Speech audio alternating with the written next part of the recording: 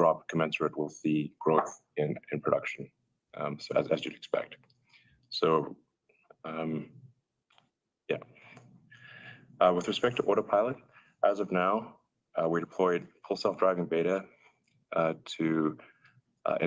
4 city streets to roughly 400,000 customers in North America. This is a huge milestone for autonomy, as FSD beta is the only way any consumer can actually test the latest AI-powered autonomy. And we're currently at about 100 million miles of FSD outside of highways. And our published data shows that improvement in safety statistics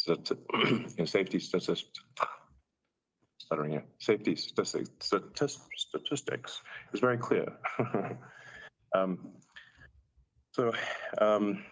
We would not have released the FSD beta if the safety statistics were not excellent. Regarding batteries, production rate of 4680 cells reached 1,000 cars a week at the end of last year, and we're increasing capacity for 4680 cells by another 100 gigawatt hours, as announced at Giga Nevada yesterday. Our long-term goal is to get to well in excess of 1,000 gigawatt hours of cells produced internally, and continue to use other cell providers. So to be clear, we will continue to use other cell providers, just that the demand for lithium-ion batteries is quasi-infinite and will be for quite some time. So we feel we can scale a lot faster using both suppliers and internally produced cells. And we've got an amazing plan for making the 4680 cell low cost and high energy density. So energy storage also saw record growth, and that is continuing to accelerate. That's always worth remembering that the 3 pillars of a sustainable energy future are obviously electric vehicles, solar and wind, and then the third key item is stationary storage, to store the energy from solar and wind, because obviously the sun doesn't shine all the time and the wind doesn't blow all the time. So if you have those 3 things, you can convert all of Earth to a fully sustainable situation, many times over, actually. So I would like to just make it clear that there is a path to a fully sustainable future for humanity, and our goal at Tesla is to accelerate progress on that path as much as humanly possible. So so we're obviously ramping up Megapack production, and we expect it to grow at a rate quite a bit faster than our vehicle output. So in conclusion, we're taking a view that we want to keep making and selling as many cars as we can. We believe we can keep pushing for strong volume growth while retaining the industry's best operating margins. As we mentioned many times before, we want to be the best manufacturer. But really, manufacturing technology will be our most important long-term strength. So, and we'll talk more about our upcoming plans at the March 1st Investor Day. And lastly, I want to once again thank all of our employees for delivering another record-breaking year. Congratulations, guys. Thanks, Elon. And I think Zach has some opening remarks as well. Yeah, thanks, Martin. So as Elon mentioned, 2022 was a terrific year for Tesla. I also want to congratulate the Tesla team and also say a thank you to our suppliers for your support during quite a volatile year. On a full year basis, revenue increased over 50%, operating income doubled, free cash flows increased over 50%, and our margins remained industry leading. Additionally, we continue to make progress on overhead efficiencies as non-GAAP OpEx as a percentage of revenue improved further. For Q4 specifically, sequential and annual margin was impacted by ASP reductions as we were managing through COVID impacts in China, uncertainty around the consumer tax credit in the US, and a rising interest rate environment. Note that in 2022, rising interest rates alone had effectively increased the price of our cars in the US by nearly 10%. Additionally, COGS per unit has increased on a year-over-year basis, driven primarily by three factors. First is raw materials and inflation led by lithium prices and discussed at length in previous calls. Second, we are working through the early ramp of inefficiencies of our Austin and Berlin and in-house cell production factories. Third, our vehicle mix over the last year has moved more heavily towards Model Y, which carries a slight cost premium to Model 3. Partially offsetting these impacts, we've continued to execute on Tesla controllable cost reductions in line with the progress we've made in prior years. These improvements include our continued work to gradually move towards a regionally balanced build of vehicles. The energy business had its strongest year yet across all metrics, led by steady improvement in both retail and commercial storage. While much work remains to grow this business and improve cost, we believe we are on a good trajectory. As we look towards 2023, we're moving forward aggressively, leveraging our strength and cost. There are three key points I wanted to make here. First, on demand, as Elon mentioned, customer interest in our products remains high. Second, on cost reduction, we're holding steady on our plans to rapidly increase volume while improving overhead efficiency, which is the most effective method to retain strength in our operating margins. In particular, we're accelerating improvements in our new factories in Austin, Berlin, and in-house cells, where inefficiencies are the highest. But we are attacking every other area of cost and unwinding cost increases created from multiple years of COVID-related instability. This includes logistics, expedites, accumulation of material buffers, part premiums, productivity, and overheads, as an example. As the world transitions from an inflationary to deflationary environment, we expect a strong partnership with our suppliers on this journey as well. In net, we've priced our products with a view towards a longer-term cost structure. Thus, there will be an impact on operating margin in the near term. However, we believe our margins will remain healthy and industry-leading over the course of the year. Third, we are continuing to ensure funding is prioritized for our long-term roadmap. This includes expanding in-house cell production, bringing Cybertruck to market, development of our next-generation vehicle platform, expansion of our manufacturing footprint, and growth of the energy business. We're looking forward to discussing these plans in more detail on our Investor Day in a month. Thank you. Thank you very much, Zach. Let's now go to investor questions. The first question is, some analysts are claiming that Tesla orders net of cancellations came in at a rate less than half of production in the fourth quarter. This has raised demand concerns. Can you elaborate on order trends so far this year and how they compare to current production rates? I think we already answered that question. Yes, exactly. The demand far exceeds production. And we actually are making some small price increases as a result. Thank you. The second question is in similar vein. What is the initial reaction been to global price reductions in early 1Q 2023, specifically in terms of order intake levels? We've answered that one as well. Yeah. So let's go to the next one. The next investor question is, will Tesla be able to take full advantage of advanced manufacturing production credits for battery cells packs? So $3,700 per long-range Model 3 and Model Y. It's $45 a kilowatt hour. For autos and energy products, and how much does Tesla expect to earn in the coming year from these credits? I'll say a little bit about it, then I think Zach will add some. Long term, we expect these the value of these credits to be very significant. You can do the math. If we were to get anywhere near 1,000 gigawatt hours a year of production, or even a few hundred gigawatt hours, it's very significant. So, but the credits do rely upon domestic manufacturing, and in the case of Panasonic with domestic manufacturing, we're splitting the value of the credits. So the value of the credits this year will not be gigantic, but I think it could be gigantic in the future. We think it probably will be very significant in the future. Yeah, just to add and put some boundaries on what we're expecting in terms of impact to Tesla for this year. So different products we think will get different amounts of credit. the regulations here are still in flux and there continues to be updates. So this is just our best understanding at the moment. But, we think on the order of 150 million to 250 million per quarter this year, and growing over the course of the year as our volumes grow. And, part of the work we're doing here, which is part of what this incentive package is trying to incentivize, is, as Elon mentioned, to move more manufacturing onshore in the United States, which is Tesla's plans anyways.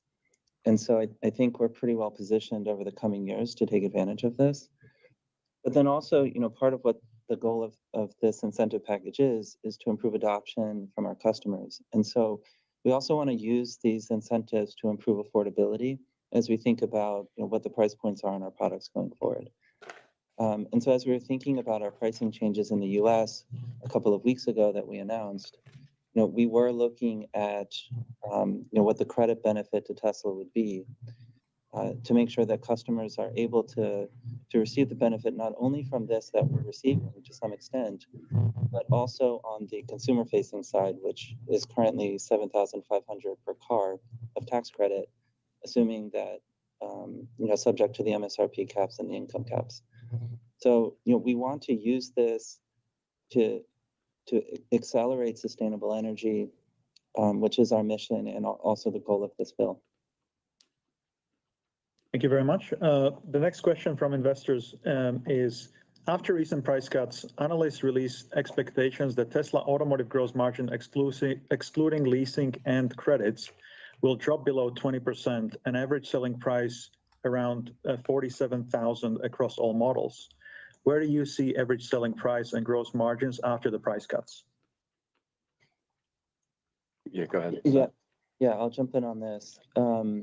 So, there's certainly a lot of uncertainty about how the year will unfold, but I'll share what's in our current forecast for the moment. So, based upon these metrics here, we believe that we'll be above, both of the metrics that are stated in the question. So 20% automotive gross margin, excluding leases and red credits, and then 47K ASP across all models. And so, two other comments I want to make on this, just tactically on sequential ASP changes from Q4 to Q1. Just as a reminder, the ASP reduction is not as large as the reduction in configurator prices. As in Q4, we had backlog customers that we're delivering cars to at a lower price book, given that backlogs had been so long for so much of 2022. But then also there are various programs in place that we used in Q4 that lowered ASPs. The second comment I wanted to make here is that, as a management team here, we're most focused on what our operating margin is. And so, as other areas of the business become more important, particularly the energy business, which is growing faster than the vehicle business, and as we're heavily focused on operating leverage here, improving efficiency of our overheads, we think the right metric for us to be focused on is operating margin. And so I wanted to make sure that I shared that with the investor community as well, because that is what we're primarily managing to now. Yes, something that I think some of the smart retail investors understand, but I think a lot of others maybe don't, is that every time we sell a car, it has the ability just from uploading software to have full self-driving enabled, and the full self-driving is obviously getting better very rapidly. That's actually a tremendous upside potential, because all of those cars, with a few exceptions, I mean, only a small percentage of cars don't have hardware 3. So that means that there's millions of cars where full self-driving can be sold at essentially 100% gross margin. And the value of FSD grows as the autonomous capability grows, and then when it becomes fully autonomous, that is a value increase in the fleet that might be the biggest asset value increase of anything in history. Yeah. Thank you. Let's go to the next investor question. Since Elon started political influencing, polls from Morning Consult and YouGov show Tesla brand You crush them with your life. Show Tesla brand favorability declining in 2022 and division among parties and lines. Such brand damage can impact demand. Does Tesla track favorability, and how will any brand damage be mitigated? Well, let me check my Twitter account. Okay, so I've got 127 million followers. It continues to grow very rapidly. That suggests that I'm, reasonably popular. I might not be popular with some people, but for the vast majority of people, my follow count speaks for itself. I'm the most interactive account, social media account, I think, maybe in the world, certainly on Twitter. And that actually predated the Twitter acquisition. So I think Twitter is actually an incredibly powerful tool for driving demand for Tesla. And I would really encourage companies out there of all kinds, automotive or otherwise, to make more use of Twitter, and to use their Twitter accounts in ways that are interesting and informative, entertaining, and it will help them drive sales, just as it has with Tesla. The net value of Twitter, apart from a few people are complaining, is gigantic, obviously. Thank you. Let's go to the next question. Please provide a detailed explanation of where you are on the 4680 ramp. What are the current roadblocks, and when do you expect to scale to 10,000 vehicles a week? Yeah, thanks, Martin. First, I just want to say congrats and thanks to the Tesla 4680 team for achieving 1K a week in Q4. It was no small feat. Definitely a result of, more than a couple of years of hard work.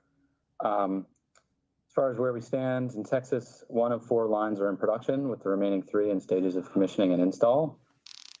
Really, our 2023 goal as a 4680 team is to deliver a cost-effective ramp of 4680s well ahead of Cybertruck. Focus areas are dialing in and improving the quality of the high-volume supply of mechanical parts and driving factory process yields up as much as possible.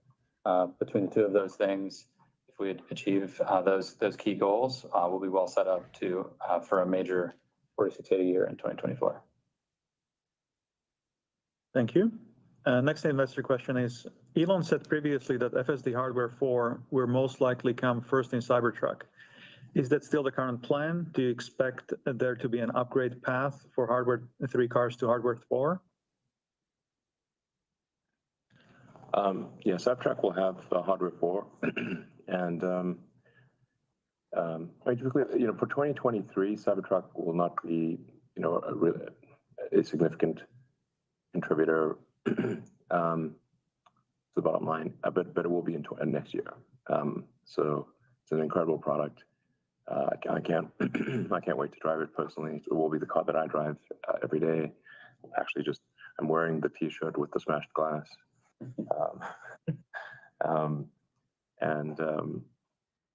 It's just one of those products that only comes along once in a while, and it's really special. So, yeah. So, with respect to upgrading cars that have hardware 3, I don't think that will be needed. Hardware 3 will not be as good as hardware 4, but I'm confident that hardware 3 will still far exceed the safety of the average human. So what we're aiming for is well, how do we get ultimately to, let's say for argument's sake, if hardware 3 can be, say, 200 or 300% safer than human, hardware 4 might be, 500 or 600%. There will be a hardware 5 beyond that. But what really matters is are we improving the average safety on the road? But it is the cost and difficulty of retrofitting hardware 3 with hardware 4 is quite significant. So it would not be, I think, economically feasible to do so. Thank you. The next question is for Zach. Zach, when do you think Tesla insurance will become big enough revenue source to warrant providing more details in the financials of the business so investors can compare it to other insurance companies? Yeah, I think it's probably going to take some time before this business is large enough for specific financial disclosures. But I'm happy to provide an update on where we stand in the business. So we're currently at a $300 million annual premium run rate as of the end of last year. We're growing 20% a quarter, so it's growing faster than the growth in our vehicle business. And in the states in which we're operating, on average, 17% of the customers in those states are using a Tesla insurance product. So, and that number continues to tick up as we spend more time in markets. And we see most of the adoption occurring when folks take delivery of a new car, as they're setting up insurance for the first time, as opposed to going back and switching when they already have insurance set up. So there's an inherent stickiness in the insurance business. But Yeah. Sorry, go ahead. no, I was just going to say, just as a broader reminder on kind of the motivation for starting this business, it was to improve, and still is, to improve the total cost of ownership of our cars, given that we're seeing high premiums of insurance from third-party companies. And that remains our priority here. We'll obviously run this as a healthy business, but we want to make sure we keep our costs low and insurance stays affordable to our customers. Yeah, and so there are two really important side benefits for Tesla insurance that are worth mentioning, one of which Zach alluded to, which is that just by Tesla offering insurance for our cars at a competitive rate, that makes the other car insurance companies offer better rates for Teslas. So it has a bigger effect than you'd think, because it improves total cost of ownership or insurance costs even when they don't use Tesla insurance, because now the Geicos of the world have to compete with Tesla and cannot charge outrageous insurance for Teslas. So it's great. So it has an amplified effect, very important. Then it is also giving us a good feedback loop into minimizing the cost of repair of Teslas for all Teslas worldwide. Because we obviously want to minimize the cost of repairing a Tesla if it's in a collision, and for Tesla insurance. And previously we didn't actually have good insight into that, because the other insurance companies would cover the cost, and actually the costs in some cases were unreasonably high. So we've actually adjusted the design of the car and made changes in the software of the car to minimize the cost of repair. Obviously minimize the best repair is no repair. Avoid the accident entirely, which since every Tesla comes with most advanced active safety in the world, whether or not you buy full self-driving, you still get the intelligence of full self-driving for active safety, active collision prevention. So it's giving us this really good feedback loop for, again, reducing total cost of ownership, and also just figuring out how to get, if somebody's car is in an accident. Most accidents are actually small. They're like, broken fender or scratched side of the car or something like that. They're not, that's the vast majority of accidents. But we're actually solving how to get somebody's car repaired very quickly and efficiently and back in their hands. And like I said, those improvements actually apply then to all cars. And like we're making, just to emphasize another key point, because some of these points might be less, so I apologize for being repetitive, but it's remarkable how small changes in design of the bumper and improving obviously improving the logistics of providing spare parts needed for collision repair have an enormous effect on the repair cost. So if you're waiting for a part to get repaired and that part takes a month, now you've got a month of having to rent another car. It's extremely expensive, and of course you're missing the car that you love and actually want to drive. So this is actually a very significant effect on total cost of ownership and customer happiness. Thank you. The next question from investors is Cybertruck production still on track for mid-year? We do expect production to start, I don't know, maybe sometime this summer. But I always try to downplay the start of production because the start of production is always very slow. But it increases exponentially, but it's always very slow at first. So I wouldn't put too much stock in start of production. It's kind of when does volume production actually happen, and that's next year. Thank you. Yeah, that's right, Elon. Just to emphasize on that, we've started installation of all the production equipment here in Giga, Texas. Castings, GA, general assembly, body shops. We built all our beta vehicles, some more coming still in the next month, but as you said, the ramp will really come 2024. Yeah, exactly. Thank you. And the last investor question is, with near infinite global demand for energy storage, yeah, seriously, where should Tesla build the next megapack factories? How many are needed on each continent? It's a good question. It's not something I think we'll provide an update about that in the future, but it's something we're thinking about very carefully. Really kind of what is the fastest path to 1,000 gigawatt hours a year of production?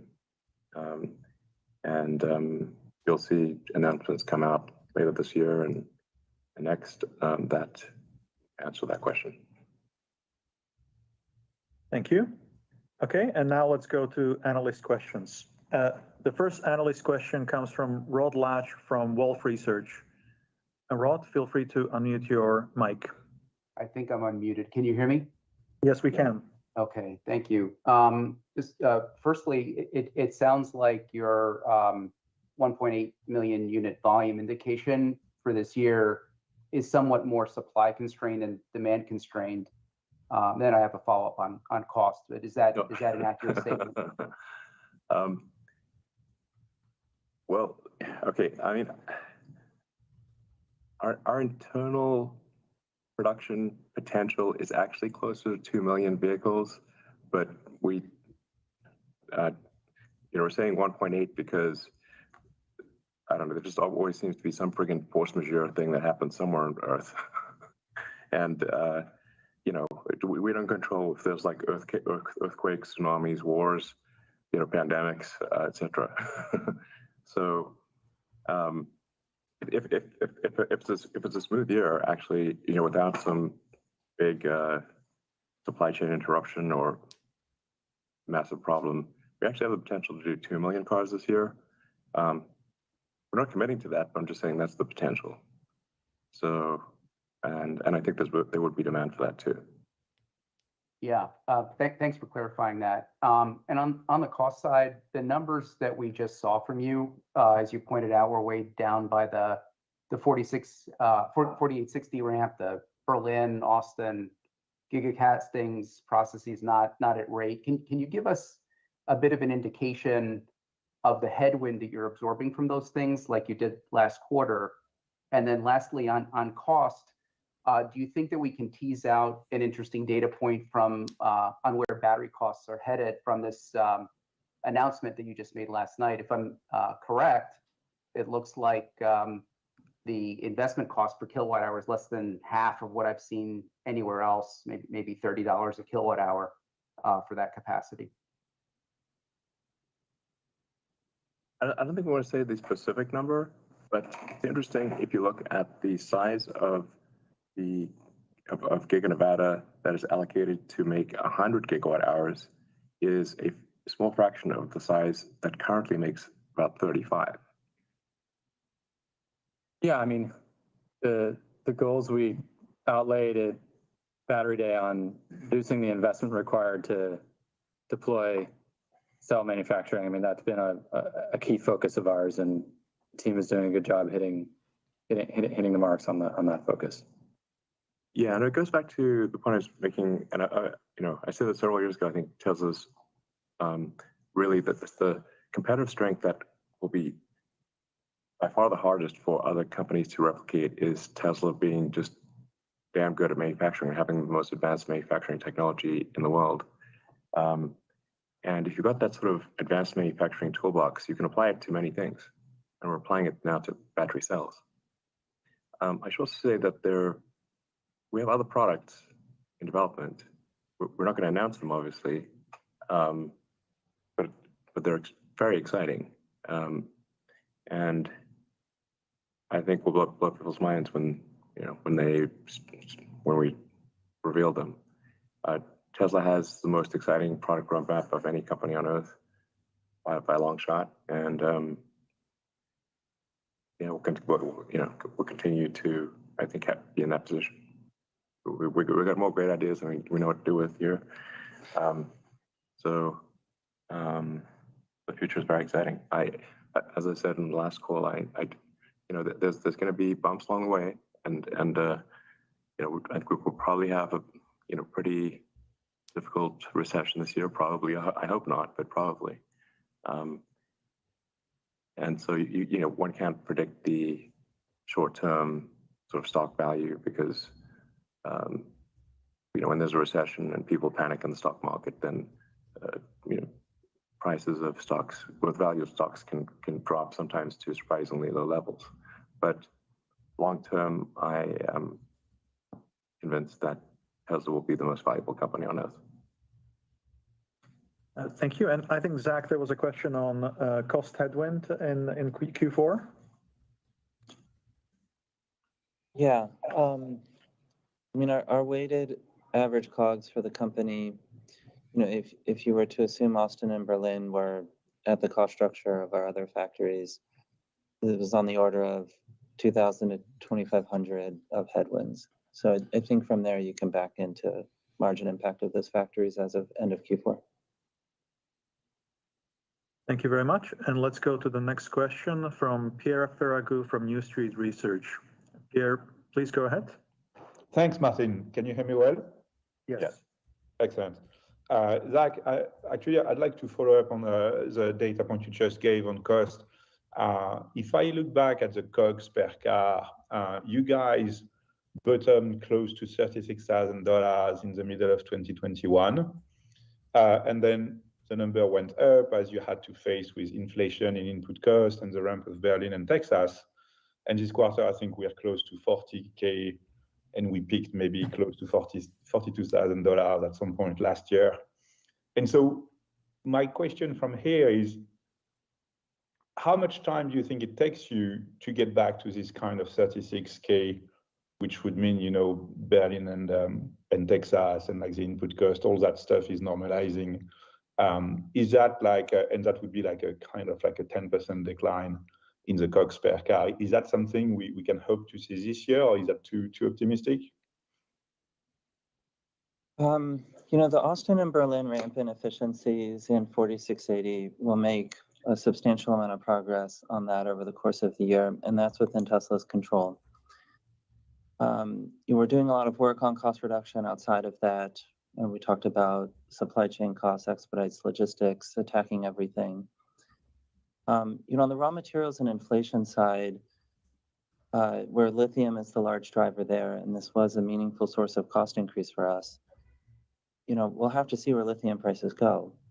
And, we're not fully exposed to lithium prices, but I think in general, is what we've seen from our forecast here, cost per car of lithium in 2023 will be higher than 2022. So, that's a headwind that would have to be overcome to return back to those levels.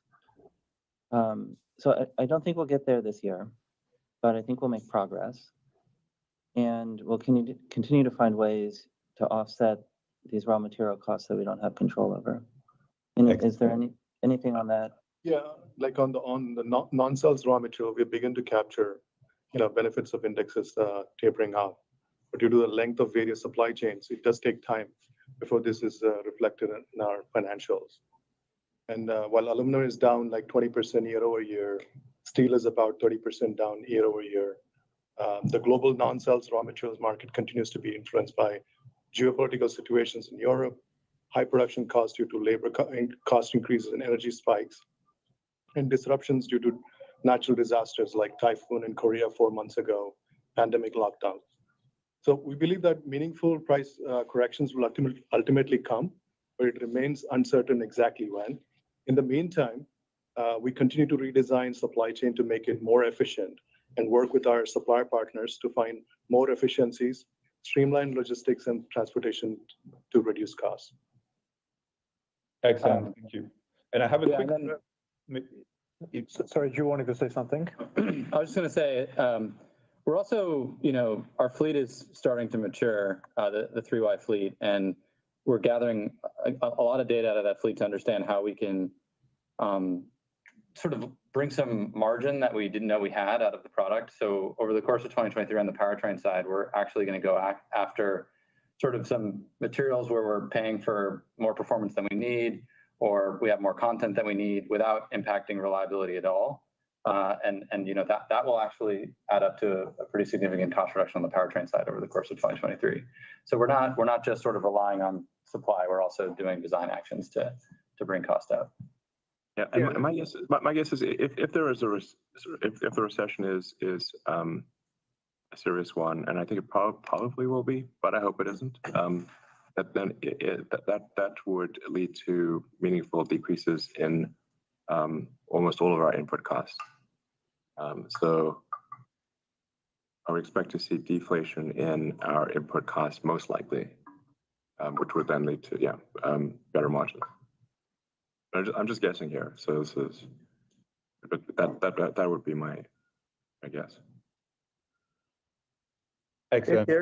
Thank you so much. So as a quick follow-up, Elon, I was thinking about like FSD, and when you look at like the situation today compared to a year ago, it's like the progress has been like amazing in the quality of the product, but also its rollout.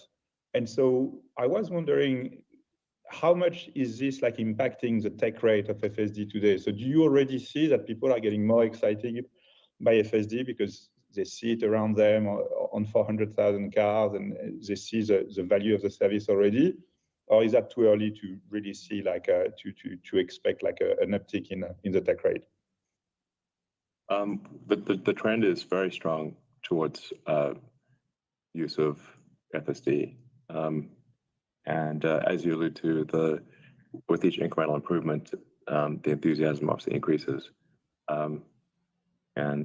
So I think something that still a lot of people out there don't quite appreciate is that Tesla, I've always said like Tesla is as much a software company as a hardware company, but Tesla is really one of the world's leading AI companies. This is kind of a big deal, both AI on the software side and on the hardware side. With the hardware 3 inference computer, still the most efficient inference computer in the world, despite being at this point 5 years old from the design point. And with hardware 4 coming, and then hardware 5 beyond that, where there are significant leaps. And the Dojo computer, we expect to be using that operationally at Tesla later this year. And we're seeing just a lot of world-class AI talent join the company. There's also the long-term potential of Optimus, where we're able to use our expertise in electric motors and power electronics, batteries, and advanced manufacturing to be able to make a humanoid robot that is actually useful and can be made at high volume with exceptional capabilities because of the autopilot AI that where we take because the car is like a robot on 4 wheels and the Optimus is a robot on legs. But as we get closer and closer to solving real world AI, and we don't see anyone even close to us in achieving this, the value. Pierre, I think you appreciate this, and a few others do, but most don't know what I'm talking about. So, but it's this is the thing that has order of magnitude potential market cap improvement for Tesla. Thank you. And the next question comes from Alex Potter from Piper Sandler. you hear me, guys? Yeah. Yes. Okay, great. So quick one on FSD. This, I guess, for Zach. Obviously, you unlocked some deferred revenue in the quarter that'll translate presumably into higher margins on every incremental sale going forward, so long as people opt in for FSD. But was wondering if you're able to disclose the percentage of the $15,000 price that you're not going to be able to recognize as revenue up front rather than deferred. Yeah, I mean, the way that we've structured this is a full self-driving package is two components. There's enhanced autopilot, the price of which is listed on the website. We fully recognize that. Then there's an incremental, which is for the additional features that full self-driving offers. And we've released a portion of that. And then there's a minority of the total package that's remaining that will be released over time as software updates are there. And in our shareholder letter, in addition to disclosing the dollar amount of the deferred revenue release, we also included in there the dollar value of the balance of unreleased deferred revenue that will be released over time with future software updates. Okay, great. And then maybe one additional question here on the incremental capacity in Nevada, the 4680s that you're planning. It's a lot of batteries, obviously, and presumably you won't be putting all of those in Tesla Semi. So I guess two questions about that incremental capacity. First, is it correct to assume that all of those 4680s are going to be more or less fungible and usable in your entire range of products? And if the answer is yes, then if you had to guess, how do you think that 100 gigawatt hours would be allocated between your various end markets? I don't know. This is a bit too much guessing at this point. Yeah. But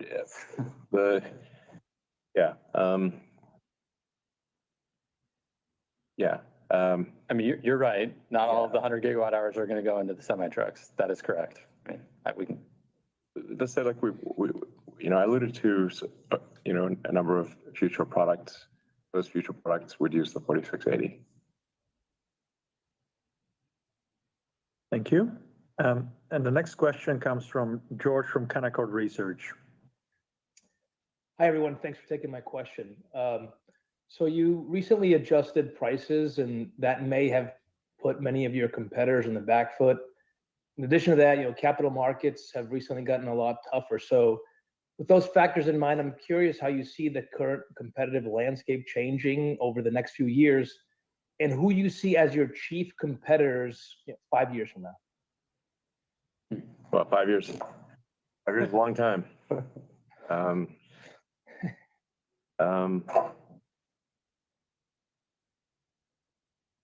was with the Tesla Autopilot AI team until late last night, and we're just asking. I was just like, so who do we think is close to Tesla for a general solution for self-driving, and we still don't even know really who would even be a distant second.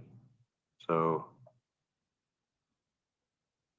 yeah, it really seems like we're. Right now, I don't think you could see second place with a telescope. So, or at least we can't.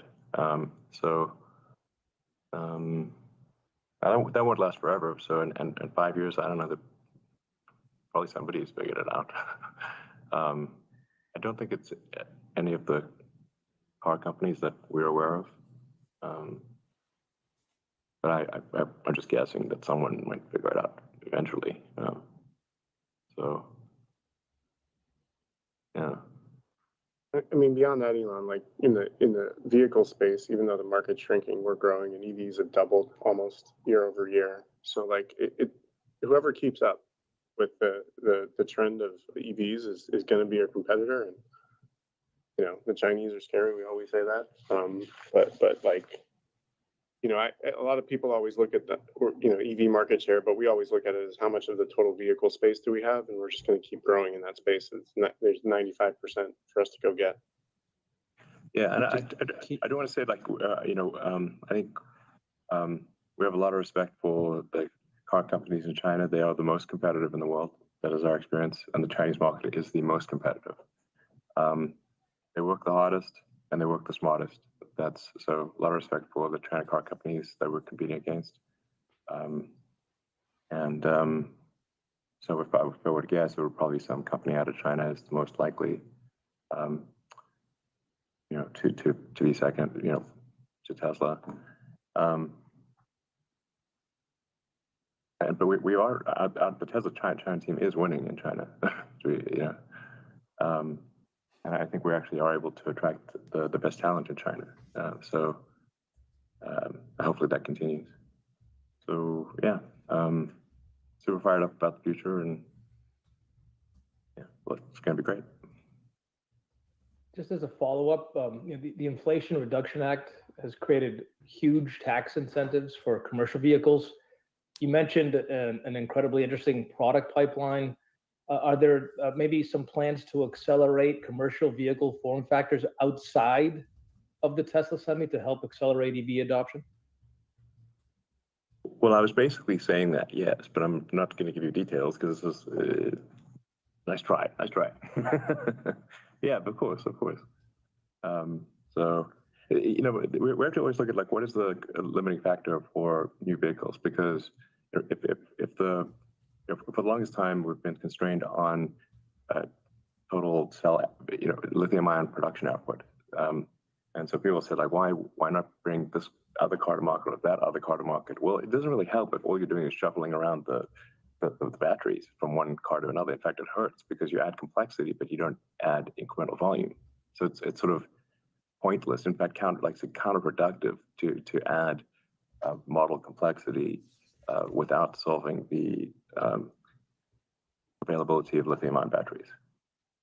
So as we get we want a new product introduction to match where the cells are available for that new product to use those cells without cannibalizing the cells of the other cars. That's the actual limiting factor for new models, not anything else really. Thank you. Let's go to the next question. The next question comes from William Stein from Truist.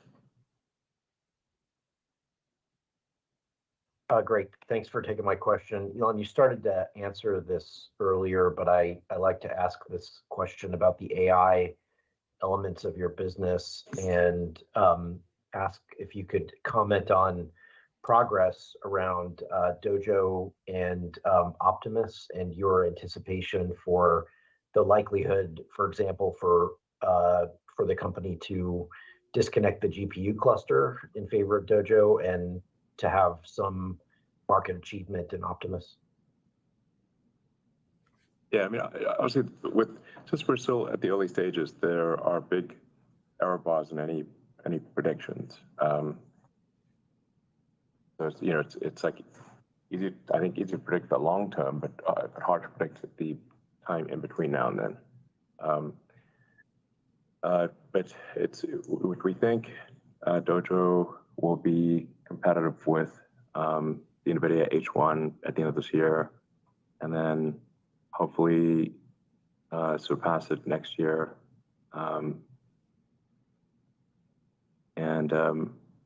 The key there is like I think that is what's the energy usage required for a given amount of if you're training a frame of video,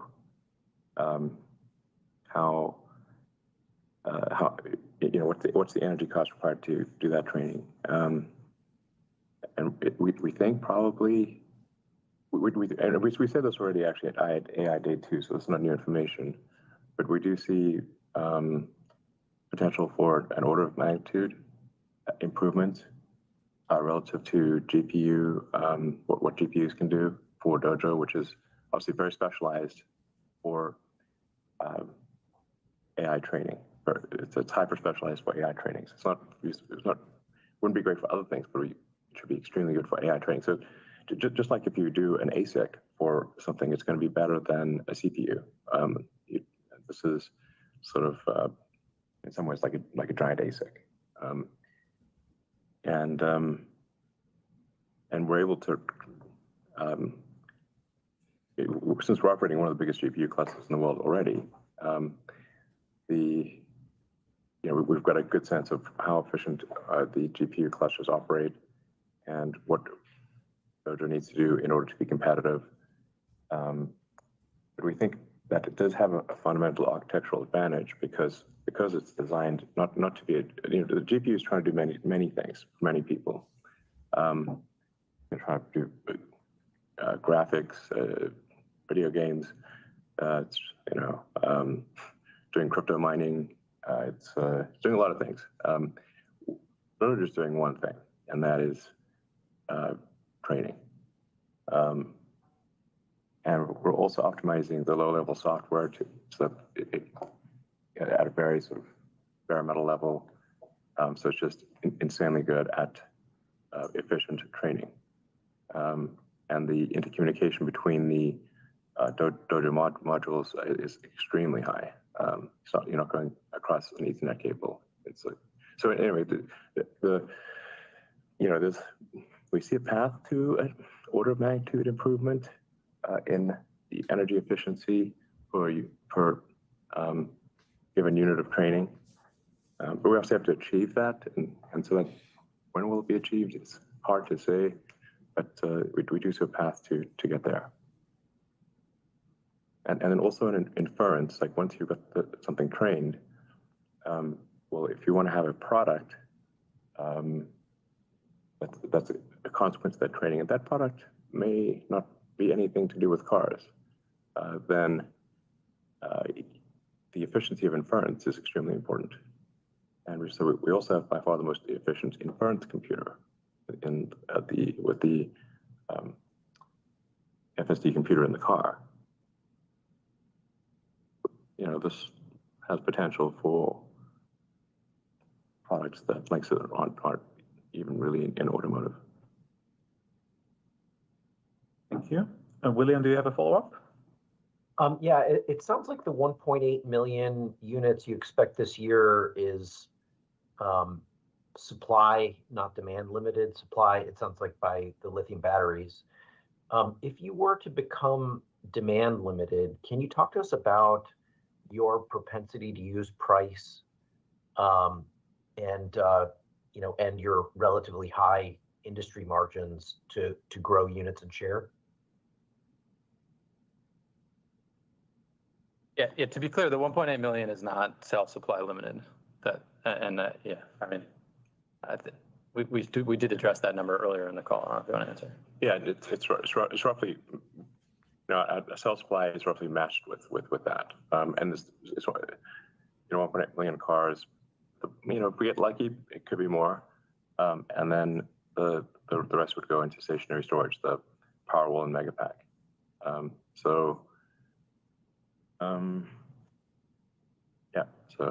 True. Okay, let's have the final question from Adam Jonas. Hi, Elon. First question is it time for Tesla to significantly expand the captive FinCo? I mean, you only have like $4.5 billion of these receivables. It's basically nothing compared to other big auto companies. Then I have a follow-up. Zach, maybe just best to answer that. Yeah, I mean, the way that we've been using captive financing so far is to plug what we believe to be gaps in the market of existing third-party products. And so we have a couple of offerings in Europe. We do loans for our energy business, retail energy business here in the US. We do leasing, and we do a small amount of US loans that are very targeted. And so we're using captives to support market gaps, as I mentioned. So basically as a vehicle to support vehicle sales, make sure customers have access. I do think there's opportunity here to continue to grow this. We are growing it slowly here. It is a consumer of cash, so we're being cautious on how we do that. But the plumbing is in place to do a lot more here. And I think we'll have to see how things unfold over the course of the year and make decisions real time as to how much we ramp it up versus ramp it back.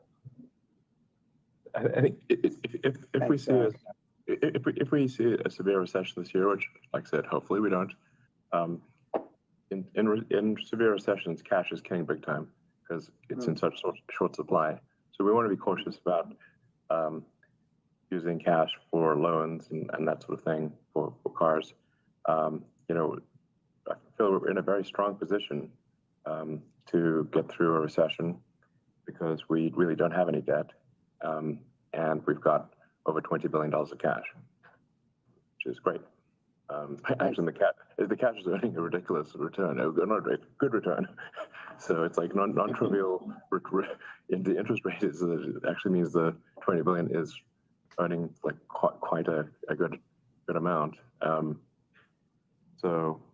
I've made this point on Twitter a few times, and I'm sure a lot of people on this call understand the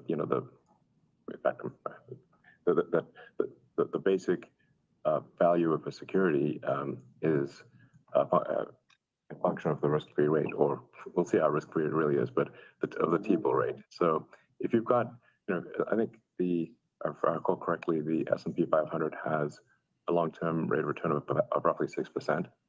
And so I think the Fed needs to be very cautious about having a Fed rate that potentially exceeds 6%. If we see deflation, and I think we are seeing deflation, then you would add the deflation number to the in quotes risk-free rate from the Fed, and as that starts to exceed 6%, now you're starting to exceed the long-term return of the S&P 500, and it starts to become questionable as to why not just put your money in T-bills or a savings account essentially instead of in the S&P 500 if the S&P 500 is variable and the bank interest rate is not. This is so basically the Fed is at risk of crushing the value of all equities. This is quite a serious danger. Thanks, Elon. And just a follow up. I don't want to steal thunder from March 1st down in Austin, but how close are we to that step change improvement in BOM cost, where you could sell an EV for under 25 or 30,000 bucks and actually generate a profit? That kind of real moving assembly line moment in manufacturing. Again, don't want to steal the thunder, but just if you wanted to kind of wrap up with thoughts there, that'd be helpful. Oh, man. Thanks, Elon. I mean, I'd love to answer. If I were you, I'd probably be asking the same question, but we would be jumping the gun on future announcements. Fantastic. Thank you very much, everyone, for all your good questions, and we will see you again in 3 months' time. Thank you. Thank you. Bye-bye.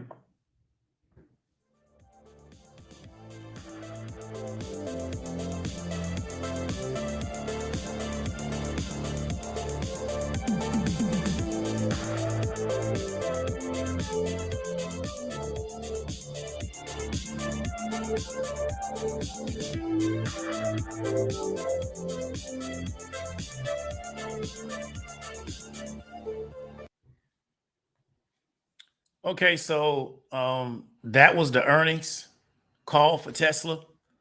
We go ahead and put this right here, and we'll see how things open up in the morning. It really wasn't anything surprising. They pretty much did what they do every earnings call. They kind of project way out into the future using a lot of forward-thinking statements. He knows who he's talking to. He's pretty much talking to, the true believers in retail. I don't think they would sell regardless of what numbers come out, right? I think his biggest concern is the overall macroeconomic situation and the cost of capital. And he kind of talked about that in the end, right? That's where he kind of went off course because he's really not supposed to tell people that. So I think that's his real concern. Because what he's been consistently been able to do is sell people on the future, and they buy into it. And we're not saying that he doesn't have a real product, he doesn't have real manufacturing, he does. But a lot of times with Elon Musk and Tesla, he often gives a shorter timeline than what actually happens. Because things take time to develop and they also take time to manufacture. But he always kind of gives the super optimistic timeline. It's like saying, I got to go build a house. And I say, well, I can get to, I tell somebody that's looking to buy a house, yeah, I'm going to build a house and I have it built out in 60 days. And in reality, it's going to take me 6 months. and the person gets excited that they're going to get the house in 60 days, but in reality, it's going to take 6 months. And then during the 6-month period, I just keep giving them a reason why it's taking longer than what it is. And some people just can do that. That's just an ability that they have, and that's just part of their personality. I don't think that's a negative. I just think that's his personality. I think he's very optimistic in his thinking, but in reality, it takes time to actually do things in the world. Just, things take time, and they often can take longer than what you expect. So to me, you should build that into the forecast, but a lot of people don't want a pragmatic analysis. They want a very optimistic analysis. And it's like I said, it's all about who your actual market is that you're speaking to. So it is what it is. But we got to try to figure out, they will have, in my opinion, higher margins than the normal car makers because they're not doing the volume of a Toyota or a Honda or a Ford. So because they don't have the volume there, even though they've lowered the prices, they still will have higher margins than those, but they won't have the margins that they historically had. And I think that'll kind of start to show itself on the next earnings and then the one after that, right? And then we got to kind of see. I don't see the Cybertruck coming. They say not 2024, so that gives them enough time to not have to talk about it. They're going to do another event, they say in March, which is going to get retail and the true believers hyped up again. And that's kind of just what they do. Like, that's their routine. But like I said, we can't take anything away from the fact that they actually can produce a car. Their battery production is not what they've said it would be at this moment, but that takes time. The energy division is not anything substantial from a revenue standpoint. That can be fixed really easily because they have the money in the company, right? So let's say they would say, David, hey, we want you to build out our energy division. I would go buy companies that are already doing that and just buy the whole company and then essentially white label our stuff to their sales team and then just have them sell our stuff, right? But so I don't know what's going on with the energy division because and I used to live in Texas. There was solar everywhere. So I know people are selling solar, right? I just don't know why they haven't really been able to scale that business out when people are already doing it. All I would do is take the money inside the company and buy somebody else's business and then tell them to sell our stuff. Unless there's some type of major difference in product from the Tesla solar or whoever else is actually selling it, I don't know what the issue is. It's all coming from China anyway. So it just depends on what Chinese manufacturer you use for your solar stuff, right? So what we're seeing is that, and they talked about the insurance. He tried to say that, well, in the states that we sell the insurance at, we're a leader, but he didn't tell us what states those are because I would want to go research that, right? In the states that they sell Tesla insurance, are they leading from an automobile standpoint or are they leading from an EV standpoint? Because we know they don't really sell a lot of EV cars. So they may be in the states in which they offer insurance. They may be leading EV vehicles, but I don't think they're leading automobiles. I would need to, that's what I said. I wish he would have gave us the states so we could cross-reference that. But like I said, this is kind of what they do. It's this is really a sales tactic where you're kind of like not specific so people can't really lock in on what you're saying. And then you see that none of the analysts that they bring up really ask them really super specific stuff. And that's also deliberate because with certain companies, if you don't ask the questions they want, they'll never bring you up in the queue because they know what you're going to ask. So there's a brother that's on Twitter. He's a Tesla bear. His name is Gordon Johnson. They'll never let him get on this call because they know he's going to ask real specific questions, right? So it's just, like I said, this is just how they play the game. It is what it is. There's no way to get around it. So let's just see how they roll out, what their next earnings is going to be, and find out whether or not with the lower cost for the automobiles or for the vehicles, how that impacts their margins. And do they end up with because if they start having inventory issues, then we know that the demand's not there. And that may happen if we go into a recession. Because what I would want to find out from Tesla, because I don't know anybody that sells Teslas. I know people that sell other cars, is how many people that buy Teslas get them financed? Or is there a market to where they can just go in and buy the car? Because some people just can buy cars with the money they got in the bank. I want to know with their market, how do they get it financed? Do they get it financed? And what kind of financing do they really get? Because for some reason, I don't think people that buy Teslas are in the subprime market. So they may have some type of buffer against a downturn in the economy because we know a lot of cars get sold to the subprime market. And those are the people that are the most vulnerable. So once we have a recession, those cars end up getting repoed. With Teslas, they may be how we used to look at iPhone buyers when I was a media buyer, where they had more money because they could afford to buy an iPhone. So they were a little bit resistant to a downturn in the economy. They also could buy more expensive stuff. So that's what it would take, like a lot of research to dig into that data to kind of figure out who their actual market is, right? But it was a decent call. You know what I'm saying?